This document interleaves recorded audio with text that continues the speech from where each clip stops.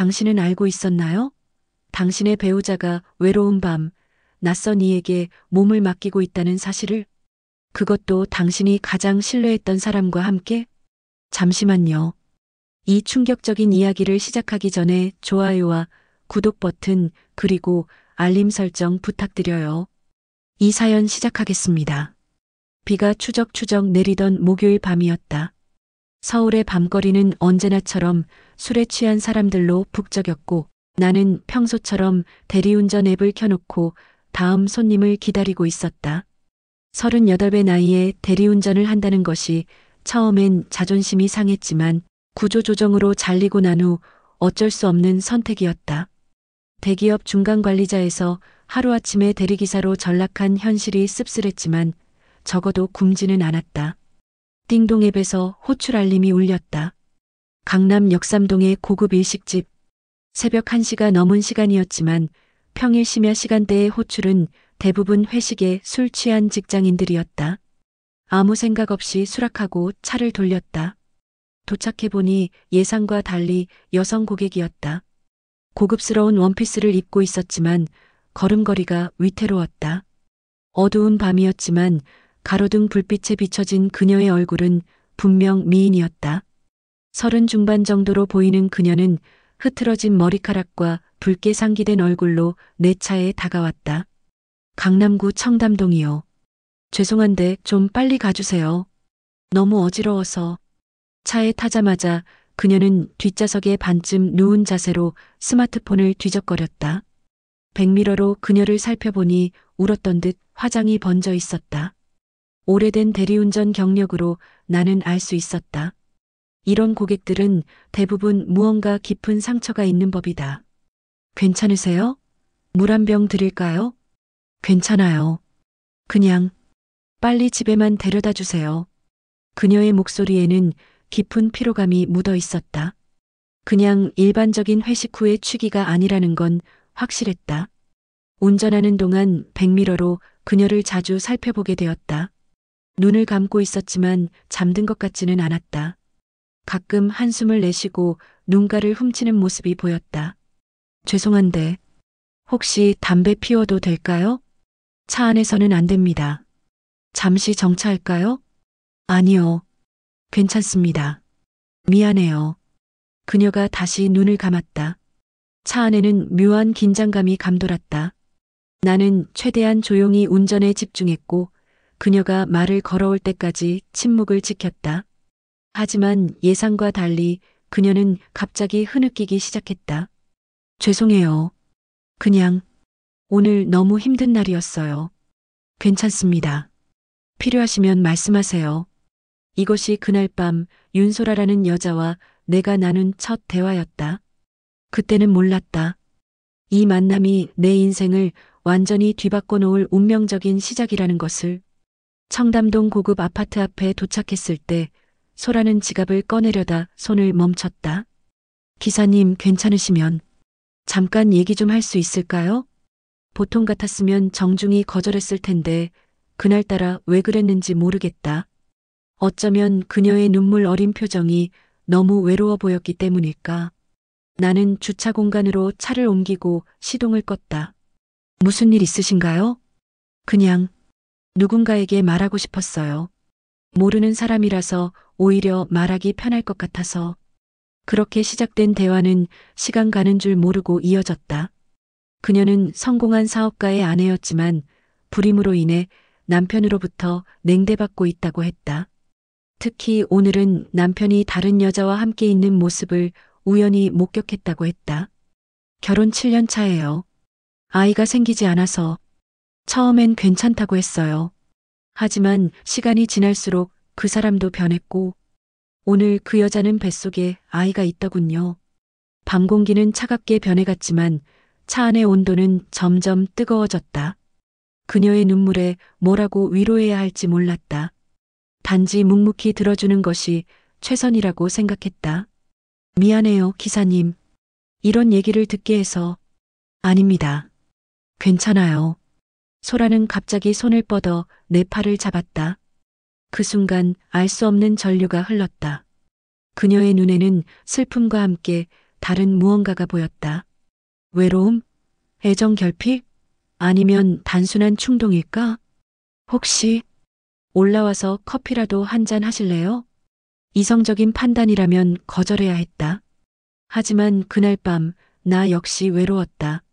아내와 이혼한 지 3년 늘 혼자였던 시간들이 갑자기 무겁게 느껴졌다. 소라의 손에서 전해지는 온기는 너무 오랫동안 느끼지 못했던 것이었다. 그녀의 집은 예상대로 고급스러웠다. 하지만 어딘가 차갑고 삭막한 느낌이 들었다. 마치 전시장처럼 완벽하게 정돈되어 있었지만 사랑이 느껴지지 않는 공간이었다. 커피를 마시며 우리는 더 많은 이야기를 나눴다. 그녀가 점점 가까이 다가올 때 이미 뒤로 물러설 수 없다는 것을 알았다. 소라가 내 손을 잡았을 때 우리는 둘 다 그날 밤 일어날 일을 예상하고 있었다. 오늘만 내가 누군지 당신이 누군지 생각하지 말아요. 그녀의 속삭임에 나는 마지막 이성의 끈을 놓아버렸다. 그렇게 우리는 서로에게 빠져들었다. 금단의 만남이 시작되는 순간이었다. 다음 날 아침 나는 소라의 집에서 황급히 빠져나왔다. 그녀는 여전히 깊은 잠에 빠져 있었고 나는 아무 말도 남기지 않았다. 그날 밤은 실수였다고, 그저 우연한 만남이었다고 스스로를 설득하려 했다. 하지만 운명이란 참 아이러니하다. 일주일 후 또다시 그녀의 호출을 받게 된 것이다. 처음에는 거절하려 했지만 이상하게도 손가락은 수락 버튼을 눌렀다. 그녀는 나를 알아보았고 그날 밤 우리는 다시 한번 선을 넘었다. 이건 잘못된 거야. 알아요. 하지만 지금은 멈출 수 없어요. 그렇게 우리의 비밀스러운 만남은 계속되었다. 한 달이 지났을 무렵 소라의 남편 사진을 우연히 보게 되었고 충격적인 사실을 알게 되었다. 그는 다름 아닌 내가 일했던 회사의 김준호 이사였다. 나를 포함한 많은 직원을 구조조정했던 바로 그 사람이었다. 당신 남편, 혹시 대진전자의 김준호 이사님인가요? 소라의 표정이 굳었다. 어떻게 알았어요? 전에 그분 밑에서 일했었습니다. 구조조정 때 잘렸어요. 침묵이 내려앉았다. 소라는 창백한 얼굴로 나를 바라보았다. 그럼 복수하려고 나를 이용한 거예요? 아니요. 전혀 몰랐어요. 정말이에요. 하지만 그녀의 눈에는 의심이 가득했다. 그날 우리는 처음으로 싸웠다. 그녀는 내가 처음부터 알고 있었다고 생각했고 나는 필사적으로 해명했다. 결국 그녀는 믿어주었지만 우리 관계에는 미묘한 균열이 생겼다. 이제 우리의 관계는 단순한 불륜을 넘어 더 복잡한 감정의 소용돌이에 휘말리게 되었다. 소라의 남편이 나의 전 상사라는 아이러니한 상황. 그가 내 인생을 망쳤다고 생각했는데 이제는 내가 그의 가정을 위협하고 있었다. 이제 어떻게 해야 할까요? 소라의 질문에 나는 답할 수 없었다. 우리의 관계는 시작부터 잘못되었지만 이미 너무 깊숙이 빠져들었다. 그녀를 포기할 수 없었다. 사랑이라는 감정이 점점 더 강하게 자리 잡아가고 있었다. 모르겠어요. 하지만 당신을 놓치고 싶지 않아요. 소라는 내 손을 꼭 잡았다. 그녀의 눈에도 같은 감정이 보였다. 우리는 모든 것을 알면서도 계속 이 위험한 게임을 이어가기로 했다. 과거의 그림자가 우리를 짓누르고 있었지만 그것보다 더 강한 감정이 우리를 묶고 있었다. 그날 밤 우리는 서로에게 더 깊이 의지했다. 이제 돌아갈 수 없는 강을 건넌 것 같았다. 우리의 관계가 어디로 흘러갈지 알 수 없었지만 적어도 그 순간만큼은 서로에게 위안이 되었다. 이듬달 소라와 나는 강원도의 한적한 펜션에서 주말을 보내기로 했다. 남편에겐 여자친구들과의 여행이라고 거짓말을 했다고 했다. 도덕적으로는 옳지 않은 일이지만 그 짧은 시간만큼은 세상의 시선과 판단에서 벗어나고 싶었다. 밤하늘의 별을 바라보며 와인을 마시던 그날 밤 소라는 처음으로 자신의 깊은 상처에 대해 이야기했다. 사실 불임이 아니에요. 나는 낙태를 했어요. 그녀의 고백에 나는 충격을 받았다. 소라는 결혼 초기에 임신했지만 당시 남편은 아직 아이를 원하지 않았다고 했다. 커리어에 집중하고 싶다는 이유였다. 그래서 그녀는 울며 병원을 찾았고 이후 합병증으로 인해 자연 임신이 어려워졌다는 진단을 받았다. 그런데 이제 와서 아이가 없다고 나를 원망해요. 내가 불임이라서 문제라고. 하지만 그건 그 사람 때문이었어요. 소라의 눈에서 굵은 눈물이 흘러내렸다. 나는 그녀를 품에 안았다. 그녀의 떨리는 어깨를 느끼며 얼마나 오랫동안 이 비밀을 혼자 간직해왔을지 생각하니 가슴이 아팠다. 왜 남편에게 말하지 않았어요? 말할 수 없었어요. 그가 사과하거나 이해할 것 같지 않아서. 그리고 이제는 너무 늦었어요. 대화가 이어지면서 소라의 또 다른 비밀들이 하나씩 드러났다. 남편의 폭언, 감정적 학대, 그리고 외도의 흔적들. 겉으로는 완벽해 보이는 그녀의 결혼 생활은 실제로는 깊은 균열이 있었다. 왜 이혼하지 않았어요? 두려웠어요. 그리고 어떻게 보면 이게 내 업보라고 생각했어요. 내가 아이를 포기했으니까. 소라의 자책감에 나는 더 말을 잇지 못했다. 그저 그녀를 안아주는 것밖에 할 수 있는 일이 없었다. 그날 밤 우리는 평소와 다른 깊은 교감을 나눴다. 단순한 육체적 관계가 아닌 서로의 상처를 보듬어주는 시간이었다.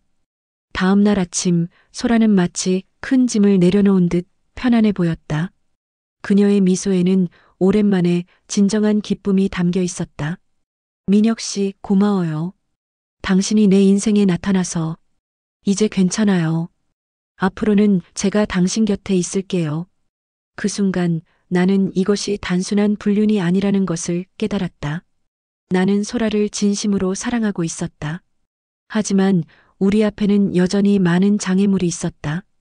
그녀의 남편, 사회적 시선, 그리고 우리 자신의 불안과 두려움까지.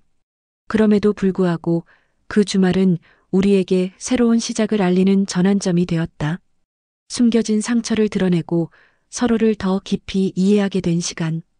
이제 우리는 단순한 육체적 관계를 넘어 더 깊은 감정의 연결을 만들어가고 있었다. 강원도에서 돌아온 후 소라와 나의 관계는 더욱 깊어졌다. 우리는 더 자주 만났고 단순히 육체적인 관계를 넘어 정서적으로도 더 가까워졌다. 그녀가 없는 시간은 견디기 힘들었고 매일 밤 그녀의 메시지만을 기다리게 되었다. 이런 감정이 커질수록 나는 더 큰 불안에 시달렸다. 소라는 여전히 남편과 함께 살고 있었고 겉으로는 완벽한 부부의 모습을 유지하고 있었다. 사회적 지위, 경제적 안정, 그리고 오랜 결혼 생활의 관성. 그녀가 그 모든 것을 버리고 나를 선택할 수 있을까? 소라야, 우리 이대로 계속 만날 수 있을까? 카페에서 만난 어느 날 나는 용기를 내어 물었다. 소라는 잠시 침묵했다가 조용히 대답했다. 난 모르겠어. 너무 복잡해. 그날 이후 소라는 점점 멀어지는 듯 했다. 메시지 답장이 늦어지고 만남도 줄어들었다. 불안감에 시달리던 어느 날 나는 그녀의 집 근처에서 그녀를 기다렸다. 그리고 그곳에서 충격적인 광경을 목격했다. 소라와 그녀의 남편이 함께 병원에서 나오는 모습. 두 사람은 예전과 달리 다정해 보였고 심지어 손을 잡고 있었다. 가슴이 무너져 내리는 느낌이었다. 그날 저녁 소라에게 전화했지만 받지 않았다. 결국 화가 나서 문자를 보냈다. 오늘 봤어. 너와 남편이 병원에서 나오는 모습. 정말 날 사랑한 적이 있었어? 다음 날 그녀가 답장을 보내왔다. 만나서 얘기해요. 우리는 한적한 공원에서 만났다. 소라의 얼굴은 창백했고 눈은 붉어져 있었다. 미안해요. 말해야 했는데. 준호가 아파요. 심장에 문제가 생겼어요. 나는 어이가 없었다. 그래서 갑자기 그가 소중해진 거야? 그런 게 아니에요. 난 여전히 당신을 사랑해요. 하지만 지금 그를 떠날 수는 없어요. 그가 나를 필요로 해요. 소라의 눈에서 눈물이 흘러내렸다. 나는 화가 났지만 동시에 그녀의 마음을 이해할 수 있었다. 아무리 관계가 나빠도 오랜 시간 함께한 사람이 아플 때 등을 돌릴 수는 없는 일이었다. 그럼 우리는 어떻게 되는 거야? 시간이 필요해요. 조금만 기다려줘요. 하지만 나는 이미 지쳐 있었다. 언제까지 그녀의 그림자 남자로 살아야 하는지, 정말 그녀가 언젠가는 나를 선택할 것인지 의문이 들었다. 나는 더 이상 기다릴 수 없어. 당신이 선택을 해야 해. 그렇게 우리는 헤어졌다. 아니, 정확히는 잠시 멈추기로 했다. 소라는 남편의 치료가 끝날 때까지만 시간을 달라고 했고 나는 마지못해 동의했다. 하지만 가슴 한 구석에서는 이것이 영원한 이별의 시작이라는 예감이 들었다. 선택의 기로에 선 사랑. 우리의 관계는 이제 더 이상 단순한 감정의 문제가 아니었다. 의무와 책임, 도덕적 딜레마, 그리고 현실적인 문제들이 복잡하게 얽혀 있었다. 소라는 남편을 선택했고 나는 그녀를 보내줄 수밖에 없었다. 소라와 잠시 멈추기로 한 후 내 일상은 다시 공허해졌다. 대리운전을 하며 밤거리를 누비는 동안에도 자꾸만 그녀의 모습이 떠올랐다. 그녀의 웃음, 눈물, 그리고 마지막 만남에서의 슬픈 표정까지 모든 기억이 내 머릿속을 맴돌았다. 한 달, 두 달. 시간이 흘렀지만 소라에게서는 연락이 없었다. 가끔 그녀의 SNS를 확인하면 남편과 함께 찍은 사진들이 올라와 있었다. 겉으로 보기엔 행복해 보이는 부부의 모습. 그 모습을 볼 때마다 가슴 한 구석이 무너져 내렸다. 어느 날 우연히 뉴스에서 김준호의 사업 성공 소식을 들었다. 그는 큰 투자를 성공시켜 회사 가치를 2배로 올렸다고 했다. 인터뷰에서 그는 아내의 헌신적인 지지에 감사하다며 소라를 언급했다. 화면 속 두 사람은 완벽한 부부처럼 보였다. 결국 선택은 명확했던 거야. 쓴웃음이 나왔다. 어쩌면 처음부터 나는 그저 그녀의 외로움을 달래주는 일시적인 위안이었을 뿐이라는 생각이 들었다. 모든 감정이 진심이었다고 믿었지만 현실은 냉혹했다. 성공한 사업가의 아내가 대리운전 기사를 선택할 리 없었다. 점점 더 술에 의존하게 되었다. 일도 제대로 하지 못했고 가끔은 손님을 태우고 가다가 그녀와 닮은 여자를 보면 정신이 혼미해지기도 했다. 위험한 상황까지 갔던 적도 있었다. 이대로는 안 된다는 생각이 들었다. 망할, 이제 그만 잊어야 해. 결심을 하고 대리운전을 그만두었다. 그녀와의 만남이 시작된 그 일을 계속하는 것은 너무 고통스러웠다. 오래된 친구의 소개로 작은 물류회사에 취직했다. 급여는 적었지만 적어도 밤마다 그녀를 생각하며 거리를 헤매는 것보다는 나았다. 새로운 시작을 위해 노력했다. 술을 끊고 운동을 시작했으며 저축도 조금씩 늘려갔다. 소라를 잊기 위한 노력이었다. 하지만 마음 깊은 곳에서는 여전히 그녀에 대한 미련이 남아 있었다. 6달이 지났을 무렵 우연히 옛 동료를 만나 소식을 들었다. 김준호의 건강이 많이 회복되었다고 했다. 그리고 그는 여전히 외도를 계속하고 있다는 소문도 있었다. 그 말을 들었을 때 소라를 걱정하는 마음이 다시 올라왔다. 그녀는 잘 지내고 있을까? 여전히 불행한 결혼 생활을 견디고 있을까? 그러나 더 이상 연락할 수 없었다. 소라가 선택한 길을 존중해야 한다고 생각했다. 어쩌면 그녀는 진정으로 남편을 용서하고 새로운 시작을 했을지도 모른다. 그렇다면 내가 다시 나타나는 것은 그저 그녀의 삶을 혼란스럽게 만들 뿐이었다. 이별과 체념의 시간이 계속되었다. 가끔은 그녀가 문득 생각나 가슴이 아팠지만 점점 그 통증의 강도는 줄어들었다. 시간이 약이라는 말이 맞았다. 통증은 점점 무뎌져 갔고 소라에 대한 생각도 희미해져 갔다. 1년 가까운 시간이 흐르면서 나는 어느 정도 일상을 회복했다. 새로운 직장에서의 일도 익숙해졌고 간간히 소개팅도 나갔다. 물론 소라만큼 내 마음을 흔드는 여자는 없었지만 그래도 삶은 계속되어야 했다. 물류센터에서 야간 근무를 마치고 집으로 돌아오던 새벽 아파트 입구에서 낯익은 실루엣을 발견했다. 처음에는 피곤해서 환상을 보는 줄 알았다. 그러나 가까이 다가갈수록 의심할 여지가 없었다. 소라였다. 내가 사는 아파트 앞 벤치에 그녀가 앉아 있었다. 여기서 뭐 하는 거야? 소라는 고개를 들어 나를 바라보았다. 예전의 화려함은 사라졌지만 여전히 아름다웠다. 다만 눈 밑에 다크서클과 마른 얼굴이 그녀가 힘든 시간을 보냈음을 말해주고 있었다. 기다렸어요. 3시간째. 어떻게 내 주소를 알았어? 알아냈어요. 당신을 찾는데 꽤 시간이 걸렸지만 묘한 긴장감이 맴돌았다. 1년 만에 재회. 그녀가 왜 나를 찾아왔는지 궁금했지만 한편으로는 두려웠다. 다시 그녀에게 빠져들까봐, 다시 상처받을까봐. 들어가서 얘기할까요? 망설였지만 결국 그녀를 집으로 들였다. 작은 원룸이었지만 깔끔하게 정돈되어 있었다. 소라는 집안을 둘러보며 쓸쓸하게 웃었다. 혼자 잘 지내고 있네요. 그럭저럭이요. 당신은, 남편은 어떻게 지내? 소라는 한숨을 쉬었다. 먼저 사과할게요. 연락 없이 갑자기 사라져서 정말 미안해요. 괜찮아요. 당신의 선택이었으니까.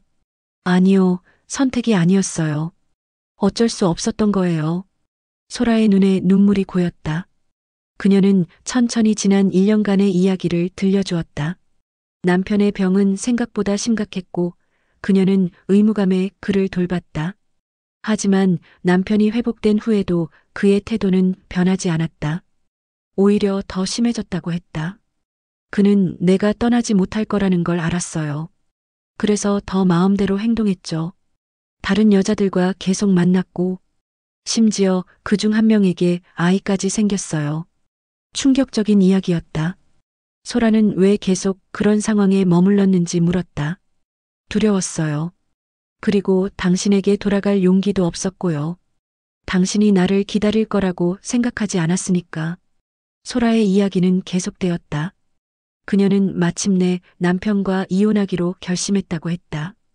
그 과정은 쉽지 않았다. 남편은 처음에는 화를 냈고 나중에는 협박까지 했다. 그의 회사 주식의 상당 부분이 소라 명의로 되어 있었기 때문이었다. 결국 합의했어요. 그가 원하는 건 돈이었으니까. 나는 주식을 모두 넘겨주는 대신 자유를 선택했어요. 소라는 자신이 이제 거의 모든 재산을 잃었다고 말했다. 고급 아파트도 명품 가방도 사회적 지위도 모두 내려놓았다. 하지만 그녀의 표정은 오히려 편안해 보였다. 후회해요? 전혀요. 이렇게 가볍게 느껴본 적이 없어요. 마치 새장에서 풀려난 새처럼. 그녀의 말에 가슴이 따뜻해졌다. 하지만 아직 의문이 남아 있었다. 그래서 왜 날 찾아온 거예요? 소라는 잠시 침묵했다가 조용히 말했다. 당신을 잊을 수 없었어요. 매일 밤 생각했어요. 그날 병원에서 우연히 만났던 순간부터. 병원에서? 그녀의 말에 혼란스러웠다. 소라는 깊게 숨을 들이마시더니 마지막 비밀을 털어놓았다. 사실 그날 병원에 간 건 남편 때문만이 아니었어요. 내가 임신했었어요. 그 말에 나는 숨이 멎는 기분이었다. 소라의 눈에서는 눈물이 흘러내렸다. 당신 아이였어요. 내가 불임이라고 생각했는데 기적처럼 임신했었어요. 심장이 미친 듯이 뛰기 시작했다. 그 아이는 잃었어요. 3개월 때 유산했어요. 소라는 흐느꼈다.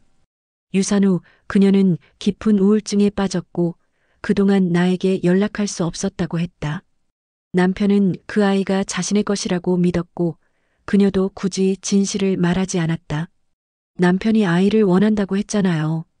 어쩌면 아이가 우리 관계를 회복시킬 수 있을 거라고 생각했어요. 하지만 유산 후에도 그는 변하지 않았고 결국 모든 것이 끝났어요. 나는 그녀를 안아주었다. 소라가 얼마나 큰 고통을 겪었는지 상상도 할 수 없었다. 아이를 잃은 슬픔, 그리고 그 비밀을 혼자 간직했던 무게. 왜 나에게 말하지 않았어? 두려웠어요. 당신이 책임감 때문에 나를 선택할까봐. 나는 당신의 진심 어린 사랑을 원했으니까. 소라의 고백에 나는 깊은 감정의 소용돌이에 빠졌다. 분노와 슬픔, 연민과 사랑이 뒤섞였다. 우리의 아이였다면 나는 알았어야 했다. 그녀의 곁에 있었어야 했다. 미안해요. 정말 미안해요. 소라는 계속 사과했지만 이미 나의 마음은 그녀를 용서했다. 아니, 용서할 것이 없었다. 그녀 역시 피해자였으니까. 그날 밤 우리는 오랜 시간 이야기를 나눴다. 과거의 상처와 아픔, 그리고 앞으로의 가능성에 대해. 소라는 자신이 새 출발을 하고 싶다고 했다. 이전의 화려한 삶이 아닌 진정한 행복을 찾고 싶다고. 나와 함께 하고 싶어요? 그녀의 질문에 나는 망설임 없이 대답했다. 네, 당신 곁에 있고 싶어요. 그렇게 우리의 예상치 못한 재회는 새로운 시작을 알렸다. 과거의 상처를 안고 있지만 함께라면 치유할 수 있을 것이라는 희망이 보였다. 소라와의 재회 후 우리는 천천히 관계를 다시 쌓아나갔다. 그녀는 내 원룸 근처에 작은 아파트를 구해 이사했고 우리는 자주 만나 함께 시간을 보냈다. 소라는 예전과 달리 수수한 옷을 입고 화장도 진하게 하지 않았다. 하지만 그녀의 눈빛은 더 맑고 선명해졌다. 요즘 어떻게 지내? 카페에서 만난 어느 날 내가 물었다. 소라는 미소를 지었다. 잘 지내요. 작은 디자인 회사에 취직했어요. 옛날에 전공했던 분야라. 소라는 대학에서 산업 디자인을 전공했지만 결혼 후에는 일을 하지 않았다고 했다. 이제 그녀는 자신의 꿈을 다시 찾아가고 있었다. 행복해 보이네요. 네, 정말 행복해요. 억압에서 벗어나 자유롭게 숨을 쉬는 것만으로도. 그러나 소라의 표정이 어두워졌다. 하지만 아직 해결되지 않은 문제가 있어요. 그녀는 자신의 가방에서 봉투 하나를 꺼냈다. 그 안에는 몇 장의 사진이 들어 있었다. 사진 속에는 김준호와 젊은 여성, 그리고 갓난아기가 있었다. 이게 뭐죠? 내가 이혼하기 전부터 준호가 만나온 여자예요. 그 사람의 아이를 낳았어요. 놀라운 사실이었지만 이제는 더 이상 충격적으로 느껴지지 않았다. 그동안 너무 많은 일이 있었고 김준호의 배신은 이미 예상된 일이었다. 왜 이걸 내게 보여주는 거예요? 소라는 깊게 숨을 들이마셨다. 사실 우리가 첫 번째 만났던 날, 그날 밤 나는 우연히 이 사실을 알게 되었어요. 남편이 다른 여자의 아이를 가진 걸. 하지만 당신은 그날 아무 말도 하지 않았잖아요. 네, 너무 충격을 받아서. 그래서 술을 마셨고 대리기사를 불렀죠. 그리고 당신을 만났어요. 소라의 고백에 나는 혼란스러웠다. 그날 밤의 만남이 완전히 다른 의미를 갖게 된 것 같았다. 그럼 당신은 처음부터 나를. 아니요, 그런 의도가 아니었어요. 정말로 우연이었어요. 하지만 당신과 이야기를 나누면서 당신의 따뜻함을 느끼면서 무너진 마음이 위로받았어요. 소라는 계속해서 말했다. 그리고 우리가 만난 지 한 달쯤 되었을 때 나는 알게 되었어요. 당신이 준호의 회사에서 근무했던 사람이라는 걸. 그 말에 나는 놀랐다. 당신이 알고 있었어? 네, 알고 있었어요. 하지만 말하지 않았어요. 당신이 혹시 복수하려는 의도로 나에게 접근한 건 아닐까 의심했거든요. 하지만 시간이 지날수록 그게 아니라는 걸 알게 되었죠. 그날 우리가 처음으로 싸웠던 날, 소라가 내가 처음부터 알고 있었다고 의심했던 그날, 실은 그녀가 먼저 알고 있었던 것이다. 왜 지금 이 얘기를 하는 거예요? 모든 비밀을 털어놓고 싶었어요. 새로 시작하기 전에 당신에게 완전히 솔직해지고 싶었어요. 소라의 눈에서 눈물이 흘러내렸다. 민혁 씨를 속이고 있다는 기분이 들었어요. 그래서 말해야 했어요. 나는 잠시 침묵했다. 복잡한 감정이 밀려왔다. 모든 것이 의도된 것이었을까? 아니면 정말 운명의 장난이었을까? 다른 비밀은 없어요? 소라는 고개를 저었다. 없어요. 이제 모든 것을 다 털어놓았어요. 나는 그녀의 손을 잡았다. 왠지 마음이 가벼워지는 기분이었다. 모든 진실이 밝혀진 후의 홀가분함. 고마워요. 솔직하게 말해줘서. 이제 정말 새로 시작할 수 있을 것 같아요. 소라의 얼굴에 미소가 번졌다. 그녀의 눈에서는 더 이상 눈물이 흐르지 않았다. 미래에 대해 어떻게 생각해요? 그녀의 질문에 나는 잠시 생각했다. 아직 모르겠어요. 하지만 함께 찾아갔으면 좋겠어요. 천천히 하루하루. 우리는 서로를 바라보며 미소 지었다. 비록 처음부터 우리의 만남은 복잡하고 어두운 그림자를 가지고 있었지만 이제 그 그림자에서 벗어나 진정한 빛을 향해 나아갈 수 있을 것 같았다. 6개월 후 소라와 나는 작은 결혼식을 올렸다. 화려하지 않았지만 진심이 담긴 따뜻한 자리였다. 소라는 간단한 흰 드레스를 입었고 나는 평범한 정장을 입었다. 하객도 많지 않았지만 모두 우리를 진심으로 축하해주는 사람들이었다. 결혼 후 우리는 작은 마을로 이사했다. 서울의 번잡함을 떠나 자연이 가까운 곳에서 새 삶을 시작하기로 했다. 소라는 프리랜서 디자이너로 일하기 시작했고 나는 지역 물류회사에서 일을 계속했다. 후회 없어요? 새집 마당에서 저녁을 먹던 어느 날 내가 물었다. 소라는 하늘을 바라보며 미소 지었다. 전혀요. 이제야 진짜 내 삶을 살고 있는 것 같아요. 그녀의 손을 잡으며 나도 미소 지었다.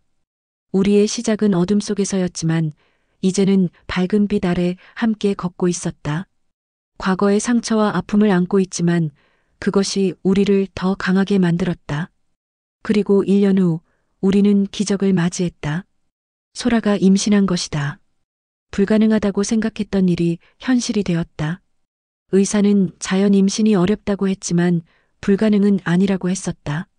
그리고 그 희박한 가능성이 우리에게 찾아온 것이다. 소라의 배가 점점 불러오는 것을 보며 나는 매일 감사함을 느꼈다. 이 모든 여정이 그날 밤 대리운전으로 시작된 우연한 만남이 결국 우리를 이곳으로 인도했다. 인생은 참 예측할 수 없다. 때로는 가장 어두운 순간이 가장 밝은 빛의 시작이 되기도 한다. 소라와 나의 이야기처럼. 이 이야기가 마음에 드셨다면 좋아요와 구독 버튼을 눌러주세요. 여러분의 응원이 더 많은 감동적인 이야기를 만드는 원동력이 됩니다. 감사합니다. 그리고 혹시 궁금하실지 모르니 소라의 전 남편 김준호는 어떻게 되었을까요?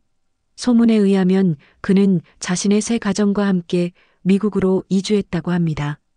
하지만 그곳에서도 그가 진정한 행복을 찾았을지는 아무도 모릅니다.